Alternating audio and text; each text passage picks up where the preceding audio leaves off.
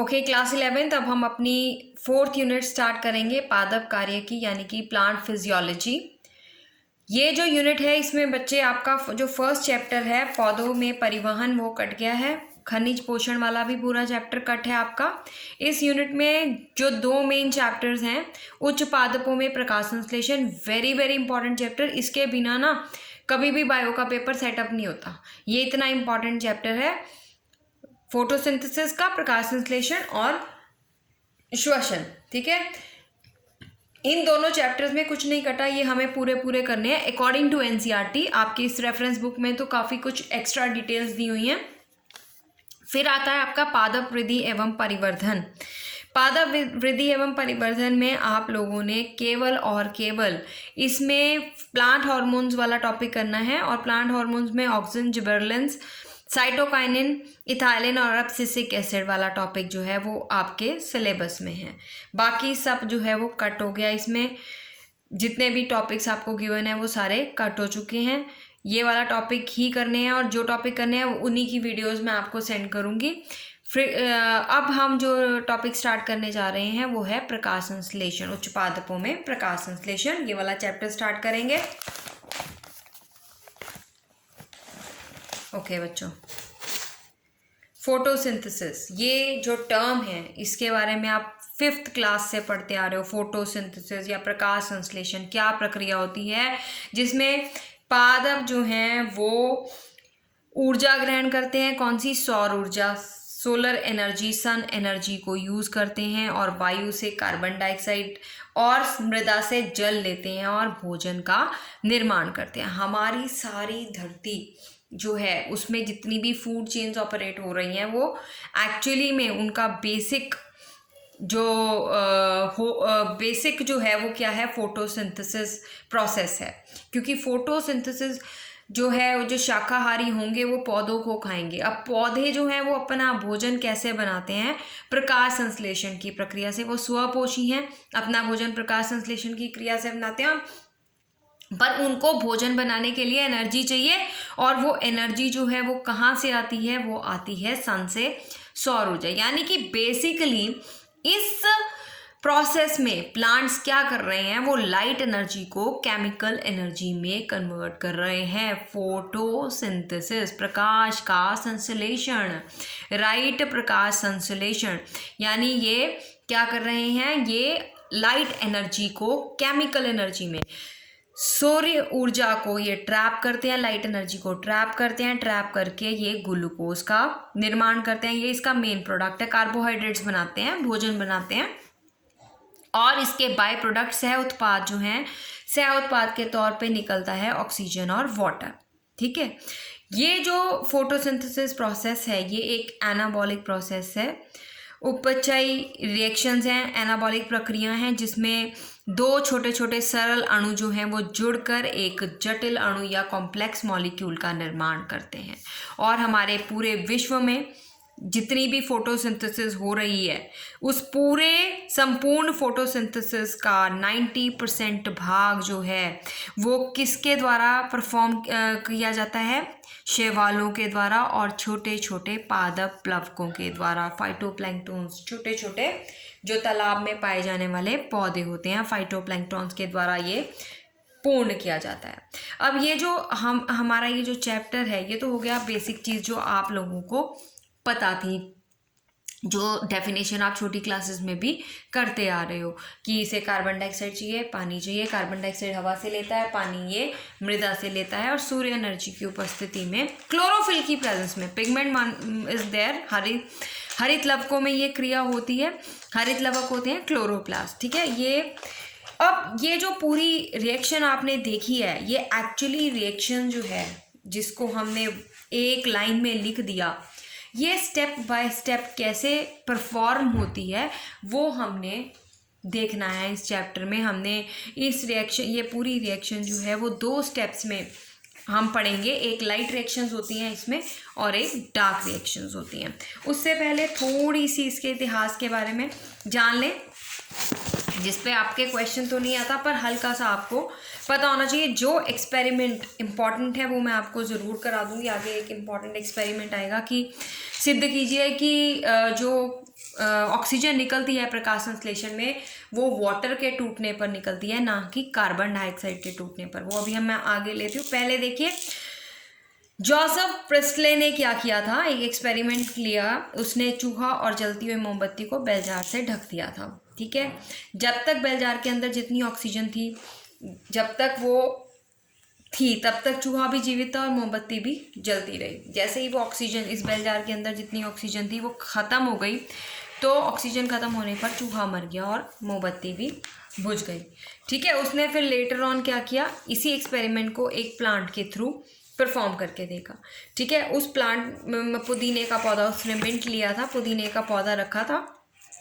अब पुदीने के पौधे रखने पर क्या हुआ था, चूहा भी जीवित रहा और मोमबत्ती भी जलती रही। बिकॉज जलने में हमें पता ऑक्सीजन हेल्प्स इन बर्निंग, अगर ऑक्सीजन होती है तो बर्न होता है, अदरवाइज ऑक्सीजन की सप्लाई कट ऑफ कर दो तो बर्निंग भी रुक जाती है।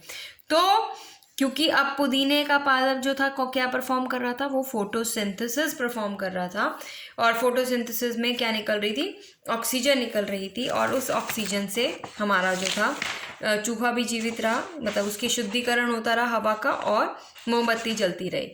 फिर जॉन जो थे दूसरे साइंटिस्ट हुए हैं, जॉन इंजन हॉज, राइट। इन्होंने क्या किया था, इन्होंने यही वाला एक्सपेरिमेंट को अंधेरे में भी परफॉर्म किया था और लाइट में भी परफॉर्म किया था। जोसेफ प्रेस्ले के एक्सपेरिमेंट को अंधेरे में भी परफॉर्म किया और लाइट में भी परफॉर्म किया। और उन्होंने देखा कि जो हरी पत्तियां हैं वो सूर्य के प्रकाश में शुद्ध वायु निकालते हैं, जबकि उसके प्लांट्स के हरे अंग, चाहे वो पत्तियां हैं या उनके वृंत हैं, उनकी डंडियां, जो हरी डंडियां होती हैं, जबकि इनके यही हरी पत्तियां जो हैं वो अंधेरे में अशुद्ध वायु या कार्बन डाइऑक्साइड निकालती हैं।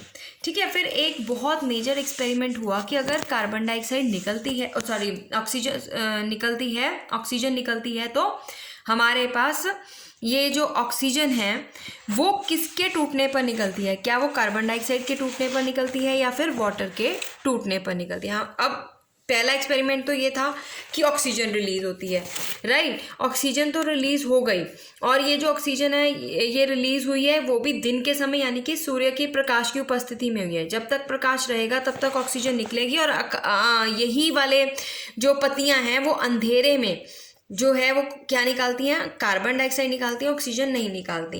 अब ये देखेंगे कि जो ऑक्सीजन निकलती है वो किससे निकलती है, क्या वो ऑक्सीजन कार्बन डाइऑक्साइड के टूटने पे निकलती है या फिर वो ऑक्सीजन वाटर के टूटने पे निकलती है, राइट। जो ऑक्सीजन रिलीज होती है वो किससे रिलीज होती है, किसका फोटोलिसिस होती है, वाटर की होती है या फिर वो कार्बन डाइऑक्साइड की होती है। अब इसके लिए साइंटिस्ट ने क्या किया, वाटर की जो ऑक्सीजन थी वो हैवी ऑक्सीजन ले ली, O18। वैसे नॉर्मल सामान्य ऑक्सीजन कितनी होती है, O16 होती है। अब उन्होंने वाटर की ऑक्सीजन कौन सी ले ली, हैवी वाली ले ली, O18 वाली ले ली। अब जब उन्होंने देखा कि अगर वाटर के टूटने से निकलेगी तो 100% यहाँ पर जो ऑक्सीजन होगी रिलीज होगी वो O18 ही होनी चाहिए, क्योंकि हमारे वाटर में हमने O18 वाली ऑक्सीजन ली है। अब इसको और ज़्यादा सही प्रूव करने के लिए उन्होंने ये एक्सपेरिमेंट को दोबारा से परफॉर्म किया कार्बन डाइऑक्साइड के साथ। कार्बन डाइऑक्साइड के साथ जब उन्होंने O18 लिया और वाटर को सामान्य O16 रखा, ठीक है, वाटर की ऑक्सीजन को O16 रखा, तो हमारे पास कौन सी ऑक्सीजन रिलीज हुई, तो O16 रिलीज हुई, O18 रिलीज नहीं हुई। इसका कहने का क्या था अर्थ, कि जो ऑक्सीजन रिलीज होती है वो वाटर के, जल के अणुओं के अपघटन के द्वारा ही रिलीज होती है। ठीक है, उन्होंने पहले पानी की ऑक्सीजन को, कौन सी ऑक्सीजन लिया, O18 वाली लिया, उसका समस्थानिक ले लिया O18, जिसका परमाणु भार 18 था, वो वाली ऑक्सीजन ली, 16 वाली नहीं ली। तो उन्होंने देखा कि जो ऑक्सीजन रिलीज हुई है वो O18 वाली ही रिलीज हुई है, O16 वाली रिलीज नहीं हुई। फिर बाद में उन्होंने कार्बन डाइऑक्साइड को O18 के साथ किया और वाटर वाली जो थी वो नॉर्मल ले ली, O16 ले ली। अब जब वाटर वाली O16 ली तो ऑक्सीजन यहाँ पर कौन सी रिलीज हुई, फिर वो O16 रिलीज हुई। तो इसका मतलब सिद्ध हो गया कि जो ऑक्सीजन रिलीज हो रही है वो वाटर के टूटने पर हो रही है। ठीक है, अब आगे के टॉपिक देखिए। हमारी जो नेक्स्ट है कि प्रकाश संश्लेषण का कार्यस्थल, कि प्रकाश संश्लेषण की जो क्रिया है वो कहाँ परफॉर्म होती है। वो परफॉर्म होती है बेटा हरी पत्तियों के जो मीजोफिल सेल्स होते हैं उनमें कौन से कोशिकांग होते हैं, हरित लवक। कौन से कोशिकांग, हरित लवकों में होती है। हरित लवक का स्ट्रक्चर आप लोगों ने पढ़ा है। हरित लवक में हमारे पास स्ट्रोमा होते हैं। चलो मैं आपको दिखा देती हूँ। ये जो यहाँ पर इस पैराग्राफ में ना आपको साइट ऑफ फोटोसिंथेसिस, प्रकाश संश्लेषण का जो कार्यस्थल है, इसमें हरित लवक की स्ट्रक्चर्स को, संरचना को बताया गया है। ठीक है, अब हरित लवक की संरचना आप लोग करके आए हो अपने कोशिका वाले चैप्टर में। उसमें आपने हरित लवक, माइटोकॉन्ड्रिया, सारे कोशिकांग के स्ट्रक्चर्स पढ़े हैं। फिर भी मैं आपको एक बार बता देती हूँ, आपको रिकॉल हो जाएगा और आगे आपको इजी रहेगा। हमारी जो पत्तियाँ होती हैं उनमें मीजोफिल सेल्स होते हैं और सेल्स के अंदर क्या होंगे, कोशिकांग होंगे। और इनमें एक इम्पॉर्टेंट कोशिकांग है पौधों के अंदर, हरित लवक। हरित लवकों के अंदर हमारे पास फोटोसिंथेटिक पिगमेंट्स होती हैं, वर्णक होते हैं, क्लोरोफिल होती है। और यही क्लोरोफिल जो है वो हेल्प करती है लाइट को ट्रैप करने के लिए। ठीक है, फोटोन, लाइट जो है वो फोटोन के रूप में ट्रैप करती है फोटोसिंथेटिक पिगमेंट्स। और ये फोटोसिंथेटिक पिगमेंट्स होती हैं हरित लवकों में। और ये जो हरित लवक हैं हमें पता है इसके दो भाग होते हैं, एक होता है ग्रेना और एक होता है स्ट्रोमा भाग। देखिए यहाँ पर ये हरित लवक का स्ट्रक्चर था, दो हरी झिल्ली होती है, आंतरिक झिल्ली है, और फिर ये आपको जो स्टैक सा बना हुआ है ये ग्रेना है, राइट। और एक ग्रेना को हम एक कॉइन लाइक स्ट्रक्चर को हम थाइलोकॉइड बोलते हैं। और ये जब एक के ऊपर एक सिक्का पूरा ये जो स्टैक आपको बना नज़र आ रहा है इसे ग्रेना बोलते हैं। और इसके अंदर ये वाला जो भाग आपको नज़र आ रहा है ये स्ट्रोमा भाग है। अब आप देखिए हमारे पास जो फोटोसिंथेसिस है उसके दो प्रकार की प्रक्रियाएं होती हैं, एक होती है लाइट रिएक्शंस और एक होती हैं डार्क रिएक्शन। जो लाइट रिएक्शंस होती हैं वो कौन से भाग में होती हैं, ग्रेना भाग में होती हैं। और जो डार्क रिएक्शन होती हैं, अप्रकाशीय क्रियाएं होती हैं, वो कहाँ होती हैं, स्ट्रोमा भाग में। अप्रकाशीय क्रियाएं स्ट्रोमा भाग में और लाइट रिएक्शन होंगी हमारी ग्रेना भाग में। तो ये है हमारी साइट ऑफ फोटोसिंथेसिस, यानी प्रकाश संश्लेषण का कार्यस्थल, कहाँ प्रकाश संश्लेषण एग्जैक्टली होगा। फिर प्रकाश संश्लेषण के लिए हमें क्या चाहिए, वेरियस टाइप ऑफ पिगमेंट्स चाहिए, फोटोसिंथेटिक पिगमेंट्स। अब फोटोसिंथेटिक पिगमेंट्स में हमारे पास जो मेन फोटोसिंथेटिक पिगमेंट्स हैं, प्राइमरी जिन्हें हम कहेंगे, प्राइमरी फोटोसिंथेटिक पिगमेंट्स जो होती हैं वो हैं chlorophyll A, right, and chlorophyll B. Chlorophyll A is a main primary photosynthetic pigments. और बाकी जो कैरेटिनॉइड्स, फाइकोबेलेंस वगैरह हैं ये एसेसरी पिगमेंट्स हैं, सहायक वर्णक होते हैं। ठीक है, मेन जो प्रकाश संश्लेषण की क्रिया संपन्न होती है वो क्लोरोफिल की वजह से होती है। ठीक है, अब ये जो पर्णहरिम है या पर्णहरिम या क्लोरोफिल, इसका जो स्ट्रक्चर है ये आपकी एनसीईआरटी में गिवन नहीं है, ना ही आपके सिलेबस में है, पर आपको अरिहंत की बुक में दिया हुआ है। ये स्ट्रक्चर आपको इस तरह से लर्न करने की या रट्टा मारने की ज़रूरत नहीं है, और ना ही ये अभी आपके लेवल का है। जब आप एमएससी में जाओगे अलग से फोटोसिंथेसिस का पूरा एक बुक पढ़ोगे तो उसमें आपको क्लियर हो जाएगा ये पूरी डिटेल। ये अभी आपके ना तो आपके एनसीईआरटी में गिवन है, इट मीन्स आपके सिलेबस में ये नहीं है। बट येस, मैं आपको इसमें थोड़ा सा बताती हूँ कि जो हमारे पास क्लोरोफिल होती है ये प्रकाशीय अभिक्रिया का मुख्य वर्णक है, मैंने आपको अभी बताया, राइट। और ये ग्रेना की झिल्लियों में पाए जाते हैं। ग्रेना एंड स्ट्रोमा किसका भाग है, हरित लवक। ग्रेना की झिल्लियों में पाए जाते हैं, यानी कि ग्रेना की जो मेम्ब्रेन होती है। और ये जो क्लोरोफिल पिगमेंट्स हैं ये मुख्यतः नीला, बैंगनी, लाल व नारंगी किरणों का अवशोषण करते हैं, राइट।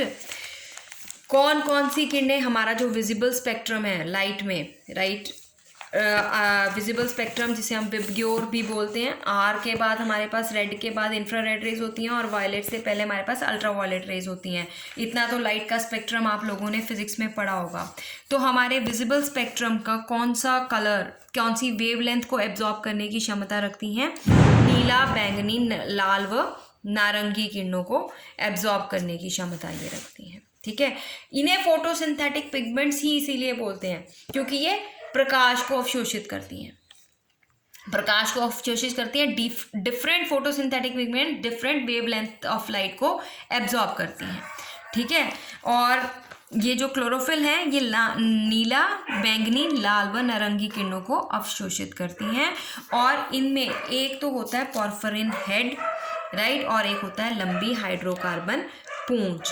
पॉर्फिरिन हेड बिल्कुल वैसे ही दिखेगा, उसमें भी रिंग्स बने हुए होते हैं जैसे हमारे पास हीमोग्लोबिन के बने हुए थे। ये जो आपको दिख रहा है ना, ये पॉर्फिरिन हेड है, राइट, और ये एक लंबी सी हाइड्रोकार्बन जिसे हम फाइटोल टेल कहते हैं, हाइड्रोकार्बन की चेन है। ये स्ट्रेट चेन होती है इसीलिए इसे पूंछ कहा जाता है, फाइटोल टेल।